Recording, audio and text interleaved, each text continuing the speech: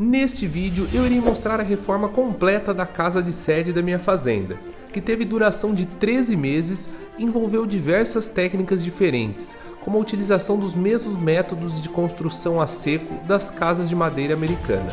Mas antes, vamos contar um pouco da história dessa casa. Em junho de 1929, uma empresa de capital britânico chamada Companhia de Terras Norte do Paraná, que se transformou na década de 50 em Companhia Melhoramentos do Norte do Paraná, enxergou a oportunidade de ganhar dinheiro com as baratas, férteis e inexploradas terras do norte do Paraná. Então, em 1929, compra uma área de 515 mil alqueires do governo e começa a desmatar glebas para o uso rural, criar infraestruturas de acesso e fundar cidades. Uma delas foi Londrina e Maringá, a segunda e a terceira maior cidade do estado, respectivamente. Só uma curiosidade, essa empresa existe até hoje, está completando seus 95 anos de idade, mas atualmente atua no ramo agrícola e industrial da cana-de-açúcar, principalmente na comercialização do etanol. Inclusive, muitas dessas informações do vídeo estão nos sites da própria empresa, vale a pena conferir. Na década de 50, essa empresa começa a abrir a gleba de mato onde hoje está localizado o município de Nova Esperança.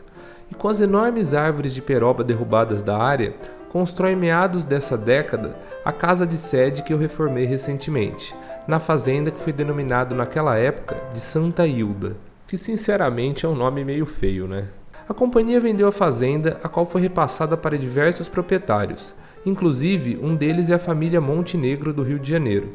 Até que em 1964, meu avô adquiriu a propriedade em sociedade com alguns familiares e a renomeou para Fazenda Califórnia. Meu avô era um paulista descendente de imigrantes italianos e buscava novas áreas para o cultivo da cafeicultura, que à época dominava completamente o norte do Paraná, sendo da nossa família essa propriedade desde aquela data até os dias de hoje. A casa foi muito bem construída, com paredes duplas, toda a madeira utilizada foi a peroba, feito com uma carpintaria de encaixes estruturais na madeira que permitiram solidez e resistência, fazendo a casa resistir por quase 70 anos sem reformas e com seus alicerces firmes e sólidos. Contudo, em 2020 eu me deparei com o dilema.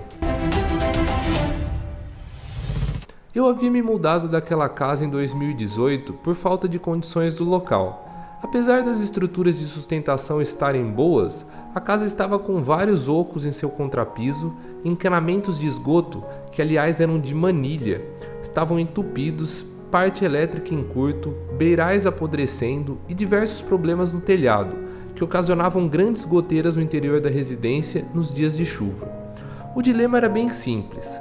Ou eu derrubava de uma vez a casa, ou eu encarava uma reforma para restaurá-la e preservar a história. História essa que já dizia respeito a 3 gerações da minha família, pois meu pai brincou pelos corredores dessa casa quando criança, e eu passei grande parte da minha infância lá também. Quantos dias bons e ruins eu não vivenciei com minha família naqueles cômodos antigos? Hoje é 15 de dezembro de 1996. Eu aprendi a andar a cavalo no jardim daquela casa. E também construí uma casinha em uma árvore que ficava pelos arredores quando era criança. Tive a sorte de ter uma infância do jeito que se deve viver, no meio da fazenda, graças àquela casa, e tudo isso deixou uma marca afetiva em minha vida. Lógico que vocês já sabem o que eu escolhi, mas na época tive bastante medo de investir uma grande quantidade de dinheiro num imóvel velho e não conseguir ter o conforto que eu almejava. Por sorte, tudo isso foi possível graças a um homem, o Seu Carlos. Ele é um construtor que já havia feito algumas obras para mim. Então, quando procurei, mostrei a casa e falei das intenções tímidas de reforma. O Seu Carlos logo deu ideias que eu nem sabia serem possíveis aqui no Brasil, como o revestimento de drywall, aquela placa de gesso que os americanos usam nas paredes da casa e que deixa com aspecto de alvenaria, sabe? O que iria permitir embutir a parte elétrica e hidráulica por essas placas. Após tudo combinado, a obra iniciou no dia 24 de novembro de 2020. Vamos acompanhar aqui o antes e o depois, hein?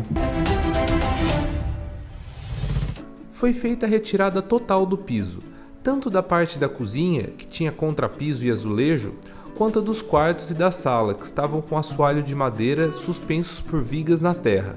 Sim, Não tinha contrapiso, as vigas estavam sobrepostas direto no solo e, incrivelmente, havia poucas partes da peroba estragada, resistindo por quase 70 anos sem qualquer manutenção e em contato constante com o solo. E o soalho tá filé aí, ó, madeira boa, peroba. Também retiramos algumas árvores que foram plantadas muito próximas da casa e castigavam bastante a parte estrutural com suas raízes alongadas. Na hora, confesso que deu bastante medo desse pinheiro desabar sobre a varanda, mas no final deu tudo certo, até porque ele estava parcialmente podre e se partiu com facilidade quando a escavadeira o puxou. Nos banheiros, colamos toda a parte hidráulica nova com espuma expansiva, diretamente na parede de madeira antiga, e refizemos todo o sistema de esgoto da casa. Também limpamos todo o forro e já aproveitamos para substituir as 3 caixas d'água antigas da casa e pequenas por uma nova de 1000 litros. Logo em seguida, retiramos todo o telhado antigo. As vigas e os caibros estavam em perfeito estado. Tivemos apenas que substituir todas as ripas e colocar telhas novas. As antigas já estavam fora do padrão e não encaixavam direito uma na outra.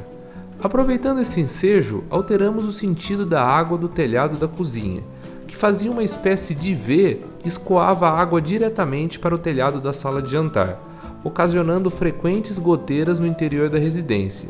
Fizemos, então, um telhado no mesmo sentido da água da casa toda, sanando esse problema tão antigo da construção. Agora acaba com todos os problemas de goteira, acho que não vai sobrar uma goteira nessa casa. Essa etapa da obra foi a que mais me surpreendeu. O seu Carlos instalou placas de drywall em todo o interior da casa e placas cimentícias nos banheiros e áreas molhadas da cozinha, por se tratar de um material que resiste melhor à umidade. Essas placas não têm o custo muito elevado, dão um requinte ao interior do imóvel, proporcionam um certo tipo de isolamento acústico e térmico do ambiente e possibilitam embutir toda a fiação elétrica e hidráulica, que anteriormente ficava exposta nas paredes de madeira antiga. Todos os batentes, portas e janelas foram substituídos, o que deu um pouco de trabalho, pois as janelas antigas tinham um formato fora do padrão, então tive que mandar fazer as novas de alumínio sob medida.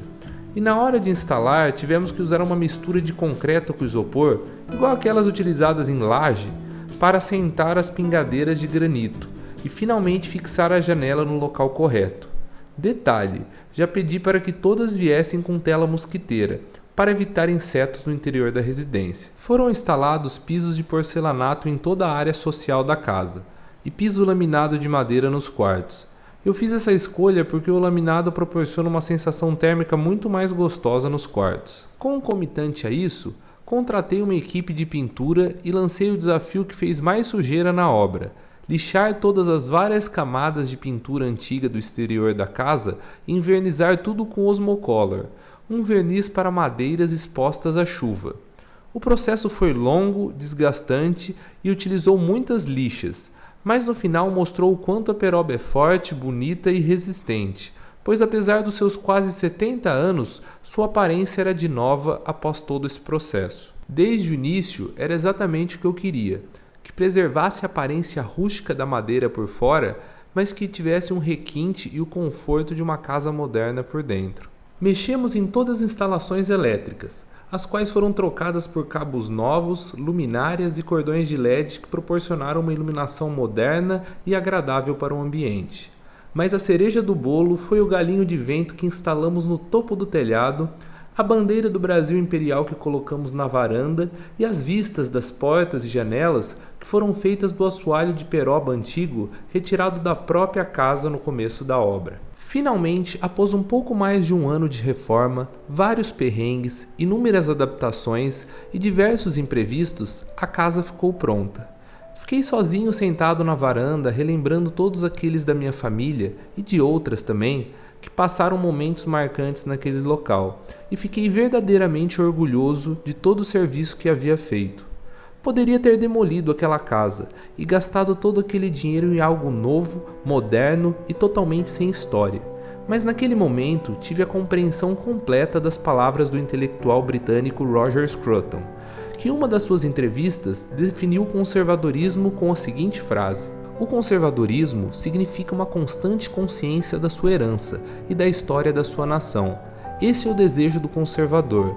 Afinal, tudo no mundo está sob ameaça, tudo pode mudar, mas todos sabemos as coisas boas que queremos manter e as ruins que queremos mudar. O conservador acredita na ênfase às coisas boas e trabalha duro para conservá-las. Essa, pois, é a verdadeira lição desse vídeo. Preserve e honre a história da sua família. Em um mundo moderno, cada vez mais líquido e sem princípios, com famílias destruídas e jovens revolucionários que querem mudar o mundo, mas não arrumam a própria cama, lutar pela tradição nunca foi tão urgente. Um dia, espero que os filhos e netos que Deus me der possam viver as mesmas experiências boas e marcantes naquela casa, fruto dessa reforma que hoje lhes conto através desse vídeo. Então é isso aí, galera. Se vocês gostaram desse vídeo, deixe seu like. Conteúdo um pouco diferente do que a gente está acostumado a mostrar no canal. Comenta aí no vídeo o que vocês acharam. O comentário de vocês é importante para engajar e o YouTube entender que esse vídeo é relevante, tá? Esse ano vai ter bastante conteúdo bacana. Não deixa de assistir o último vídeo, que é o vídeo dos inscritos, parte 20. Tá bem engraçado, o meu e do Alan. E Unidos pelo Agro. Valeu, galera. Fiquem com Deus.